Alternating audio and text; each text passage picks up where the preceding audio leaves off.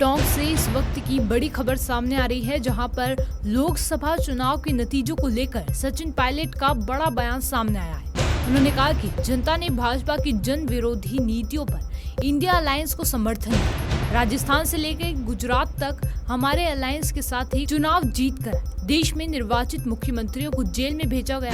युवाओं के साथ अग्निवीर जैसी योजनाओं के नाम पर धोखा किया गया। देश में सरकार के गठन को लेकर भी पायलट ने अपनी प्रतिक्रिया दी है। 4 तारीख को मतगणना हुई है, चुनाव के परिणाम आए हैं। उसका सारांश आप देखेंगे तो एक बड़ा सिंपल, क्लियर, स्पष्ट संदेश लोगों ने इस चुनाव के माध्यम से दिया है। भारतीय जनता पार्टी चुनाव से पहले 303 सीटों पर थी लोकसभा की, और क्लेम उन्होंने किया सदन के अंदर 370 और गठबंधन के लिए 400। तो भाजपा के लगभग 65-70 सांसद कम हुए हैं और 400 की बात करने वाली है, 200 कुछ पे आके मामला तक है। तो ये जो मैंडेट है, ये मुझे लगता है कि सरकार की नीतियों के खिलाफ है।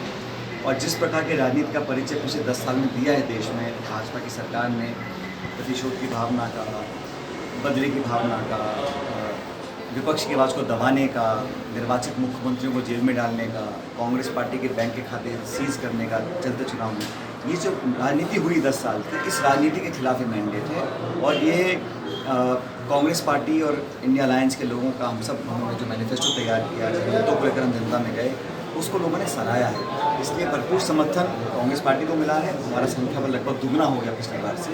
और इंडिया अलायंस के तमाम साथियों को भी बहुत अच्छा बहुमत मिला है, चाहे वो उत्तर प्रदेश है, चाहे वो बंगाल है, चाहे महाराष्ट्र है। इसलिए ये कहीं ना कहीं, अब आंकड़ा क्या है, समीकरण क्या है, गठबंधन की अलग बात है, लेकिन जो मैसेज और संदेश इस चुनाव का है वो भाजपा के विरुद्ध है और एनडीए के विरुद्ध है। राजस्थान में प्रदर्शन बेहतर हुआ है, आर्ट का किस तरह चलने वाली है, क्योंकि एडीपी और नीतीश कुमार का रोल जो है। आज जो मुद्दा सामने आया है, हमारे ख्याल जनता दल यूनाइटेड ने मामले को उठाया है कि अग्निवीर जो स्कीम है उसको पुनर्विचार करना चाहिए। और मैं तो समझता हूँ कोई दल, कोई नेता, कोई पार्टी अगर अग्निवीर का विरोध करती है तो देश हित में करती है। क्योंकि कांग्रेस पार्टी ने एक स्पष्ट कमिटमेंट किया था, अगर हम सरकार में आते हैं तो हम अग्निवीर को रद्द करेंगे, पुरानी भर्ती को चालू करेंगे। देश में जो लोग फौज में भर्ती होना चाहती हैं उनको वंचित रखा जाए, ये गलत है। और बिना चर्चा के, बिना संवाद किए, बिना विचार विमर्श किए, बिना एक्सपर्ट्स की राय ली आपने स्कीम को थोप दिया और सारी पुरानी भर्ती बंद कर दी, वो मैं समझता हूँ गलत है। तो ये जो आज मुद्दा उठाया है जनता दल यूनाइटेड ने, ये मैं समझता हूँ एक सही मुद्दा है। और इसका मुझे लगता है कि एक सकारात्मक परिणाम आना चाहिए, क्योंकि कांग्रेस का स्टैंड बड़ा क्लियर है, हम अग्निवीर के खिलाफ हैं और आज के खिलाफ है। मुझे लगता है इसको तुरंत प्रभाव से बंद कर पुरानी भर्ती चालू करना चाहिए। किरोड़ी लाल मीणा ने इस्तीफे की बात की है। कई सीटों पे हम चुनाव नहीं जीत पाए और वहाँ पर और हमें मेहनत करने की ज़रूरत है। लेकिन कुछ ऐसी सीटें हैं जहाँ पर हम लोग, कठिन सीटें थी, वहाँ पर भी हम लोग जीते हैं। जैसे बाड़मेर की सीट है, बॉर्डर की सीट है, और हमारे ये जो गंगानगर की सीट है, और ऐसे अधिकांश सीटों पर जहाँ पर हम पहले नहीं जीते थे, एक बार हम जीत कर आए। जहाँ हम नहीं जीते हैं वहाँ पर हमें और मेहनत करने की ज़रूरत है। और हम लोग एक सीट जीते हैं गुजरात के अंदर, बनासकांठा, वो भी एक शुरुआत है, पहले हम नहीं जीत पाए थे।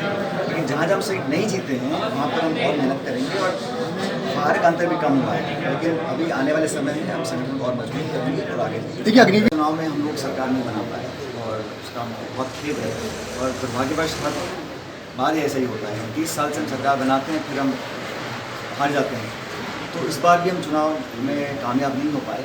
लेकिन लोकसभा चुनाव के अंदर हम लोगों ने बहुत गहन चिंतन किया और जो प्रत्याशियों का चयन था और किन मुद्दों को लेकर हम जाएंगे, कौन कहाँ कितना कैंपेन करेगा, शुरुआत से हम लोगों ने अपना बहुत ध्यान फोकस किया था। मुझे खुशी है कि ना सिर्फ आज हम हैं, लेकिन भरतपुर, धौलपुर, करौली, दौसा, शेखावटी में, बाड़मेर में, गंगानगर में, यहाँ हमको बहुमत और समर्थन मिला।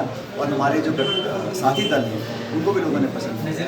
तो इस पूरे क्षेत्र में यहाँ के लोगों ने बहुत सहयोग दिया और हर समाज में 36 कौम के लोगों ने लोगों को समर्थन किया। और मैं हमेशा से ही नौजवानों को प्रोत्साहित करने की पैरवी करता आया हूँ।